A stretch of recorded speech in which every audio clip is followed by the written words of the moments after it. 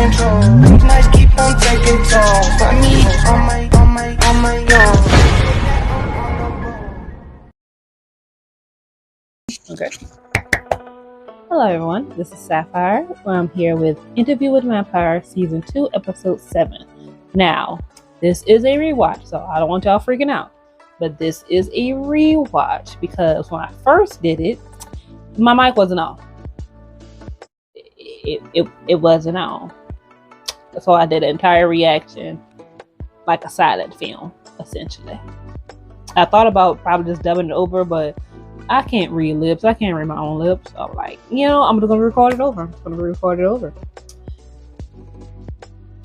So that's where we at. We're gonna rewatch Interview with the Vampire Season 7. The episode is already uploaded, but I'm gonna do like a double feature. So it'll be this episode, then like I think I have it set like an hour later. It's gonna be the season finale, and then after Interview the Vampire, we're starting Fire Force. Gonna be on Fridays, along with the rest of House and Dragon Season 1. And Mondays will be My Hero Academia and Attack on Titan. I'm discontinuing Bungo Stray Dogs. I might do the rest of the seasons on my own, just watching them and just review it instead of doing the reactions. And Wednesdays will still be Demon Slayer and Jujutsu Kaisen. So let's jump into it.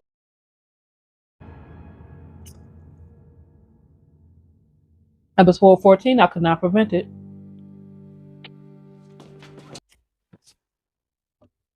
I'm coy, trying to bite anything that moved outside the sack, straining for any sound of her, any sound. She was alive. Oh, I forgot about they did this to her.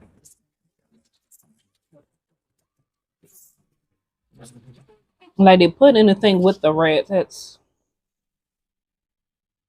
I heard when the rats found her.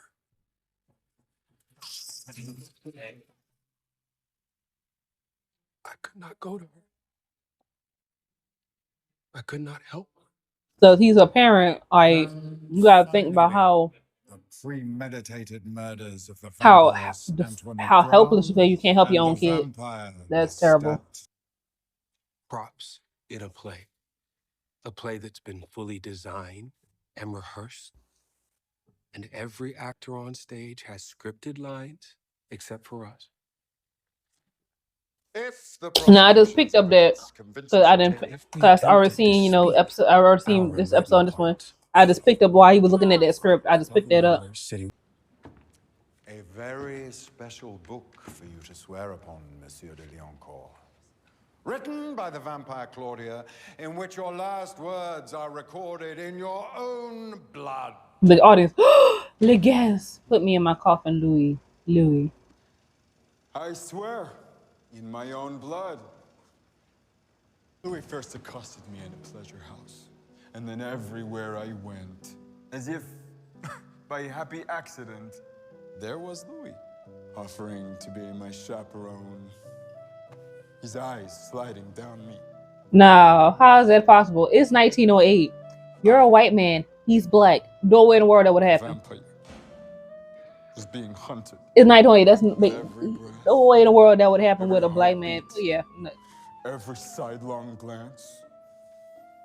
Louis was saying, "Come to me." He's black. He can't do that. Come to me? Those are his words. He kept coming around after me. Like, it's 1908.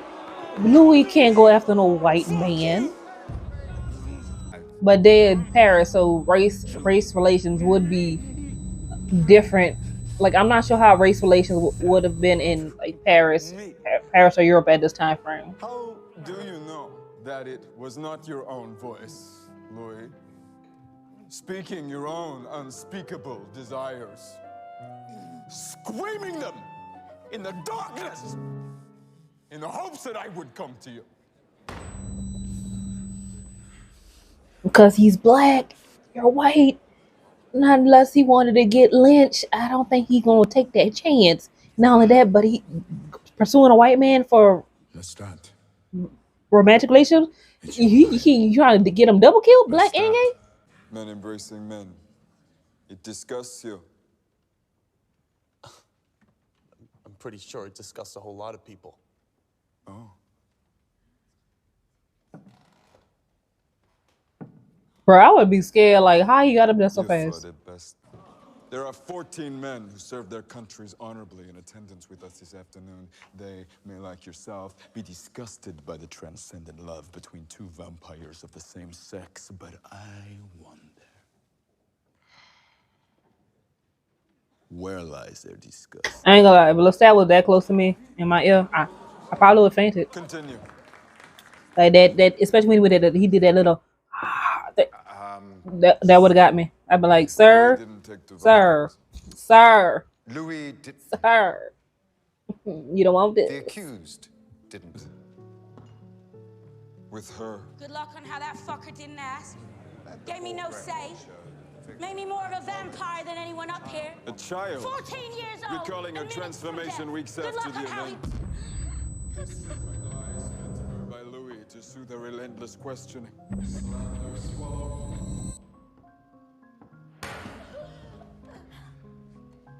I told Louis, 14 forever should be a cripple. Make her like us. I love when these niggas read. I can't ever die. The gift cannot be given to children. What do you mean? Yes, it can. The great laws forbid it. Great law, she's gonna die in front of us. But he was in a terrible panic. Guilt had seized reason. Claudia on the ledge of death. You know you can do this. And she'll be what? A lapdog. No, not a dog.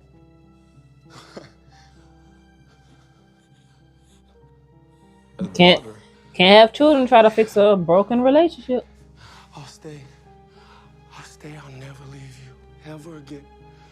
I promise. I don't care! Well, you must care!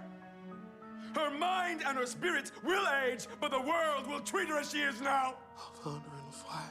And she will be miserable, and you will love her, and it will spiral beyond your reach. Drink up. And you have to drain her first, Louis. She asked if I was an angel. Me?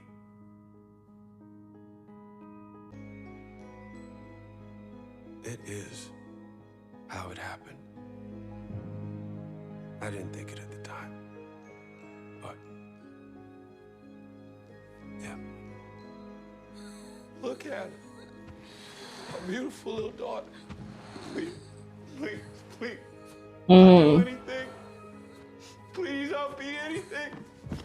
And this is what I mean by Louis needs to be by himself. He is trying to find happiness within other people, whether it's Lestat, it's what happened to Claudia, it's what happened to Amon. Before you can be happy with anybody, you need to learn how to be happy by yourself. I made her for Louis. She is my blood. I broke the second law. When you sentence them for their crimes, you sentence me too. Ah, but you manipulated into it. It's all lies, right? Trial, yes. It's a whole lot. And Claudia, she won't know because she was on the verge of death. How Claudia was made?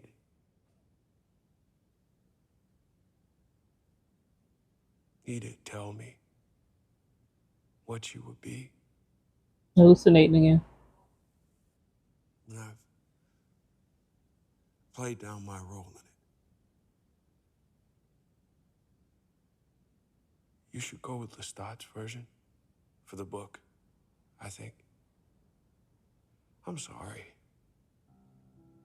74 years have provided Unwelcome clarity. Before her travel bag had hit the floor, Claudia assessed the fragility of our union. She's an artful predator. You made her that way. I can say that now. I see the best of my vampiric self in her. Trying to restrain myself, Louis! Denial. Stop! It all gave way. Stay down, chérie! I don't want to fight like this! You started, you finish shit, it will end in your death. And Claudia's not seeing any of this. But all she's hearing is fighting. You're leaving with her? No, it's okay. It's okay, we're done. That's all she's hearing. It's over. So she's not seeing what's actually going on.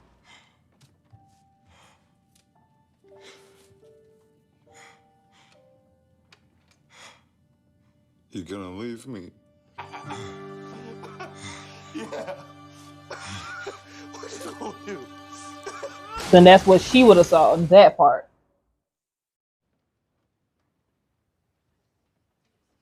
I'm burdened with my maker's temper. No. No. You were teased until you toppled. He tried to kill him. Oh, did he? Yes. You knew he would be fine, and he was fine. No! You break a script. He wasn't fine. I let go of him. It wasn't a misunderstanding. It wasn't an accident. I let go of him.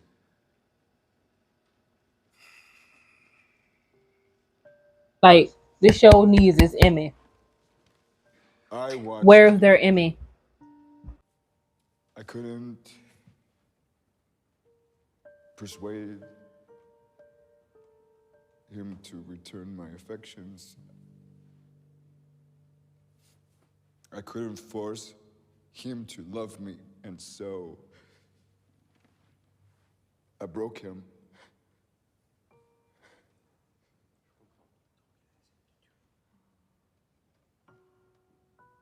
What is worse than that? Crushing what you cannot own.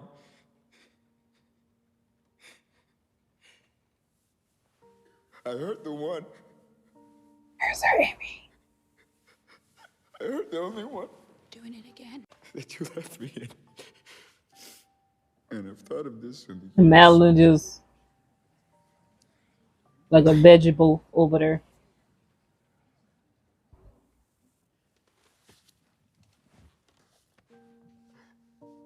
I will always be sorry for what I did to you. If it's true, it's too fucking late. I was not worthy of the forgiveness you would give me.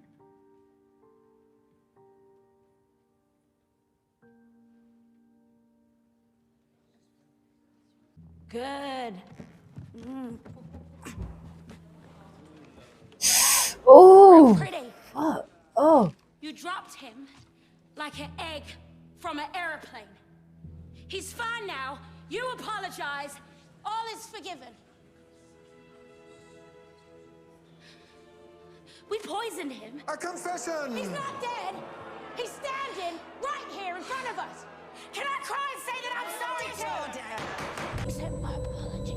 Claudia, stop. This your big revenge! Oh, whoopsie daisy, bailiff. she's reacting to Claudia.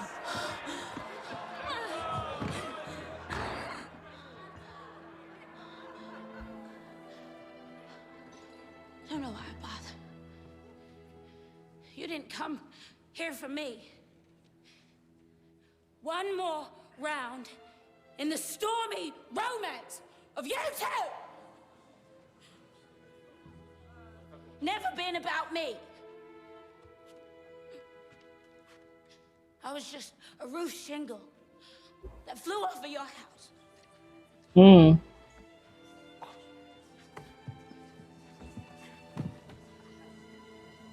And you gotta think about it, like, Are we on trial? It's not a trial. It's a stoning. she is right though. Like, it's never been about her. And you gotta think about that from a because she's pretty much their child, right? Like, you're bringing in a child into a relationship. You have, you know, a child who feels like neither parent wants her around. She's just a band-aid. Only fair that you be offered the same choice as any vampire. This is true and fair. In accordance with vampiric law, may she not join the coven and become one with us? And this my thing is with this whole vampiric law thing. Or die. Like, you're the coven in Paris. Like, does your law extend to? I mean, obviously, Madeleine was made here in Paris, but does your coven law of your Parisian coven law extend to New Orleans, because New Orleans was founded, which is a French, or that you say a French colony?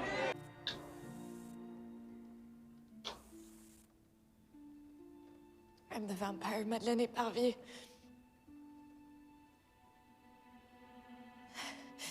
And my immortal companion is Claudia. My coven is Claudia.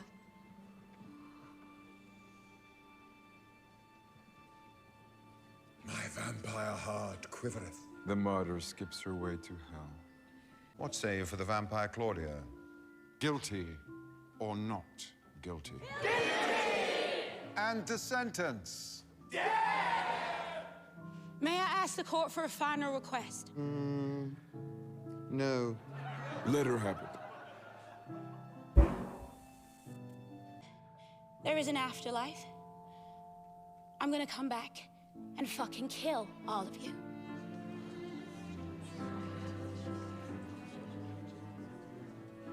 And if there isn't an afterlife, I'm gonna fucking I'm still gonna find a way. Yeah, I love Claudia.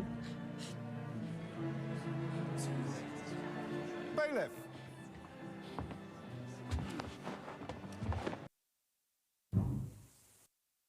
And it's my thing, like, do the great laws apply to vampires that's not part of the coven?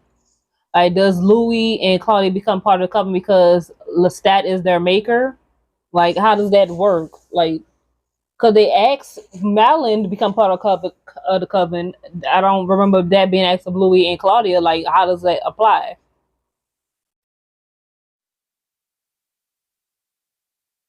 It's like, say you marry somebody of a different religion. Say you're a Christian and you marry a Buddhist. Who laws do you follow in that marriage? What belief system does your children grow up are being raised in? You know what I'm saying? Like, Christianity says one thing, Buddhism says another thing. You know what I'm saying?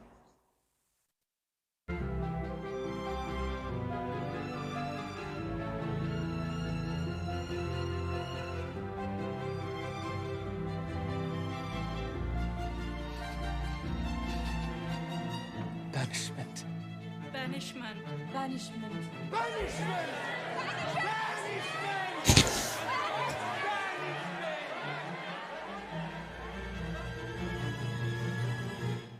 You saved Louis, Yes. but not her. I could not prevent it. I could not prevent it. I just noticed his look upon it saying Claudia. Downstairs, tuck him in nice and tight.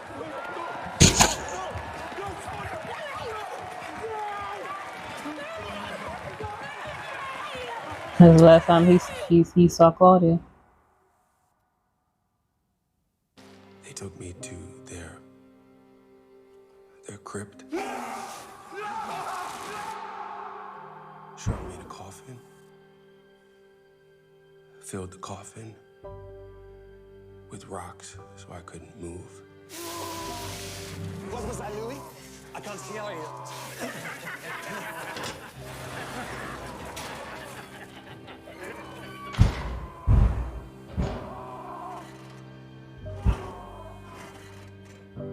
Banished to a 2x7-foot box.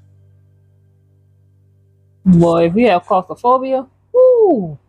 And joined the damned that came before me. You're about to see. Yeah, keep around, people's fake. Remember that when you leave here today. You are all. I tried to hear what Claudia was saying to Madeleine, but my mind was with Louis. What must be happening to him backstage? And I despise you for it. Follow the bouncing ball.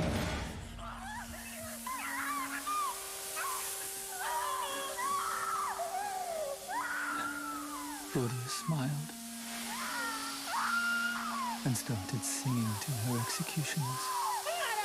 Like windows when Mm. they're closed. I want to fly where the wind blows. Claudia gave the audience her back, and Madeleine succumbed first. The window,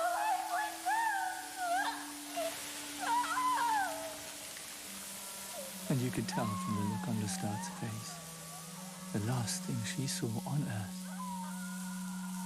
was him.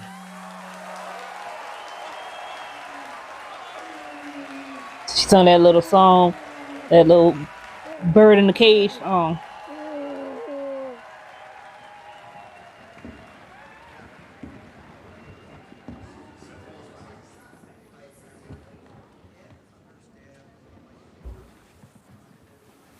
Claudia's dress.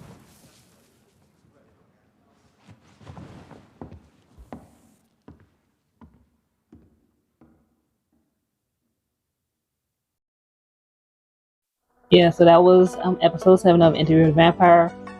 Now, again, if you skipped my intro, this is me rewatching the episode. Okay, I've watched it already, but the audio did not take. So this is a rewatch. So upon rewatching it again, like, you do see the subtleties, particularly with Armand's character, that makes sense once you watch episode 8. You like. But having Claudia sing while she's dying the little song that she sung from the play, like windows when they close and stuff like that. I can't think of the lyrics right now. But that having her sing that is just like, it makes it more like hard to watch, because you're like, damn. Because even when watching her in that play, like, she's literally a bird in a cage. She kind of is, because one, you can see the bird in the cage as a metaphor for her, the fact that her body is not going to physically, age. Her mind does. Her mind matures, but her body is not. So she's a bird in the cage, so she's trapped. And it's also, you can also look at it as she is being sort of a bird in the cage between both Louis and Lestat, or Louis and Armand, whatever relationship Louis is in. All right. So she's sort of like a bird in a cage in that way. And I feel bad for Madeleine, because they gave us a glimpse of all of everything that she went through. And someone has also commented on, because I was confused on why when they were doing, like, Madeleine's flashback, like they were shaving the girl's head, and a commenter, a subscriber responded to me, thank you very much for that information. I'll put them below somewhere here. And she explained to me that's what they did to women during that time frame, World War II. They were helping Germans, Nazis, so like they would shave their head, do other things to them. I'm just like, that is crazy. And then I also asked her about what did they do to the men, and it's like crazy, like that is crazy. What you would do that to people. Do that to people, like couldn't you find like a better way to handle something? Like, just kick them out. Just kick them out. Like, just kick them out. Just kick them out the freaking country. You don't have to shave these women's head. You don't have to assault them. You know what I'm saying? You don't have to kill the men. Like, just kick them out the goddamn country. Like, like, because I think by that time, the war has ended. Like, the war ended. Why shed more blood? You know what I'm saying? Why shed more blood? Like, why? Like, I get it. There's like anger there, given. Now, I'm not from Europe, so I don't know exactly and obviously I was not born during that time. Everything I know is from history books, or what they tell us in history books. Let me make that clear. What they tell us, what they allow us to know. You know what I'm saying? So, but I'm just like, if a war ended, don't celebrate it with more bloodshed, because it's not good for nobody. Like, why cause more trauma? And then that fact that Claudia's last look on this earth was her parent, and you see the look in Lestat's face, like, you're watching your child bird. You're watching your child, and Louis is just suffering in that box. Like, it's ridiculous. It's crazy. Like, in Santiago, I just want to wipe that smug look off his effing face. Like, I liked it in the beginning, but now it's like, And again, the whole thing with the laws, like, you're in Paris, right? You're in Paris. That's your covenant. My thing is, does the laws of the Paris covenant transfer over to the United States? Because now we're out of Europe. We're not in Paris anymore. We're not in Europe. We're in New Orleans. How you know that's not a New Orleans covenant? And how you know they're not following rules? Like, does the rules, like, if you leave your covenant, wherever you are, say where you're in London, you're in Paris, you're in China, Japan, you know, if you leave your covenant, like a member leaves a covenant, does that rule apply to when that person leaves, they go to another state or another country and they make fledglings? Does that law still apply to that person because they used to be part of that covenant, but they're no longer no more? Because when Lestat came to New Orleans, he was no longer part of this covenant. He's no longer part of the Paris covenant. He's no longer part of it. So does those rules still apply once he goes while he's in New Orleans? You know what I'm saying? And what happens if you go, like, say, a Paris covenant goes to, like I said, they go to China, and there's a group of Chinese vampires. They have their own laws. Does the Paris law override the Chinese law? The Chinese law, if the Chinese covenant came to Paris, does their law override Paris law? You know what I'm saying? Like, that's my only thing with this whole vampiric law. Because again, we're going off of Louis, who's narrating essentially this, what I call Interview with the Vampire. We're going from his narrative, from what he's telling us. He was not told about anything about great laws. You know what I'm saying? Because it's like, you know, Lestat literally just kind of wanted a companion. So it's like the concept of vampiric laws really wasn't a thing in their relationship, if you get what I'm saying. It's not really a thing, you know what I'm saying?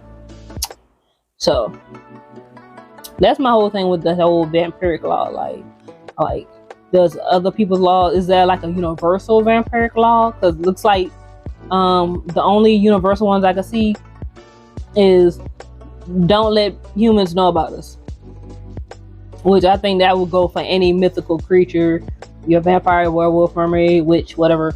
Don't let the mundane, the muggle folk know about us, the ordinary people know about, you know, the supernatural world, pretty much. I think that law obviously will be universal, hence why they had to burn the bodies and everything like that after they fed.